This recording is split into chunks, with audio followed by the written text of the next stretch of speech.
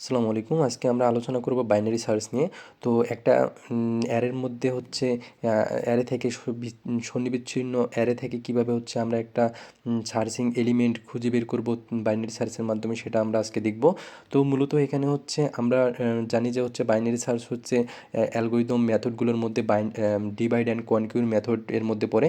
তো divide and কনকিউরের মধ্যে হচ্ছে কিভাবে আমরা একটা বাইনারি সার্চের মাধ্যমে হচ্ছে এলিমেন্ট খুঁজে বের করব, সেটা আমরা দেখব।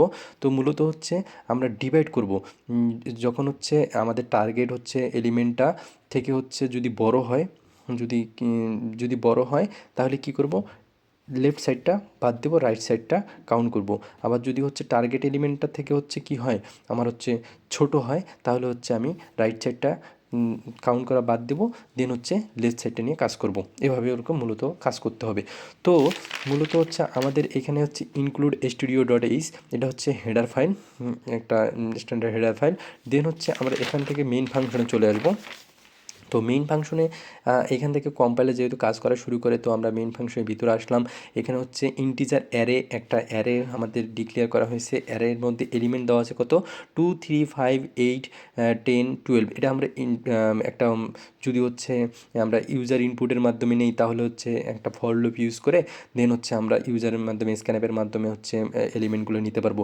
যেহেতু আমি হচ্ছে এখানে একটা অ্যারের মধ্যে এলিমেন্টগুলো ডিক্লেয়ার করে দিয়েছি।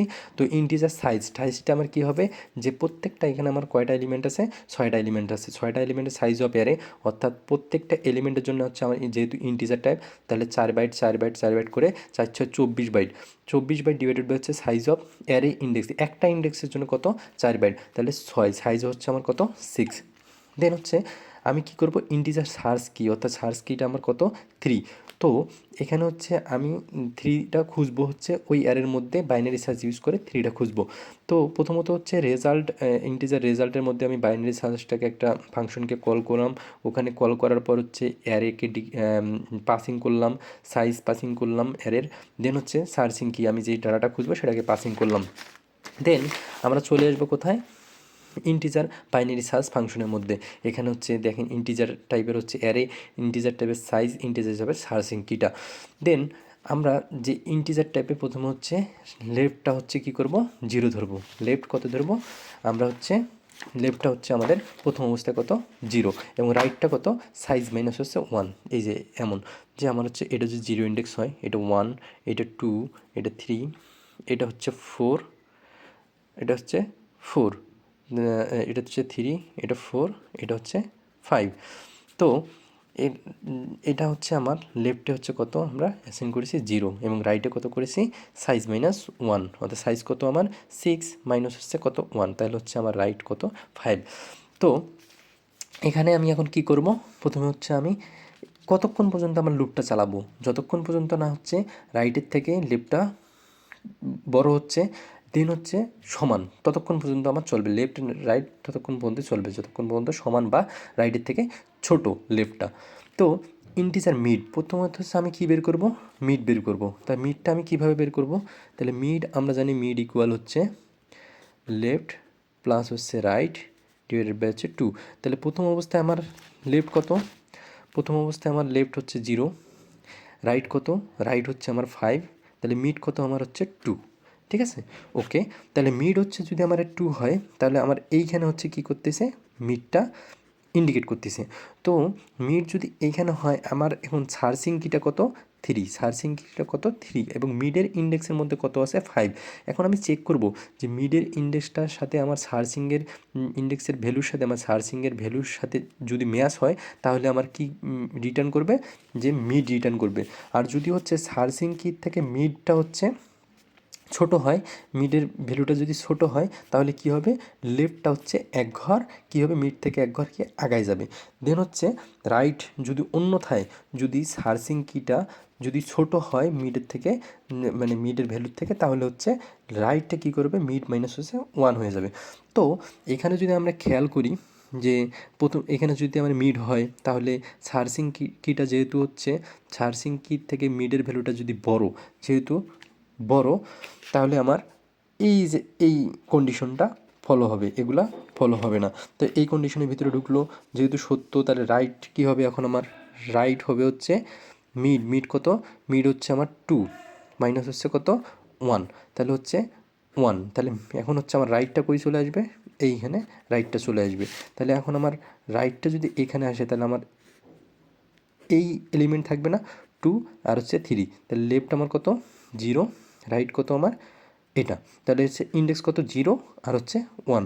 আর তাহলে এই যে হচ্ছে যেহেতু 5-এর থেকে 3টা কি ছোট, তার মানে হচ্ছে আমার এই অংশটা কাজ করার কোনো প্রয়োজন নেই, এই অংশটা আমার কোনো কাজ করার প্রয়োজন নেই, তাই আমি এই অংশটা নিয়ে কাজ করব।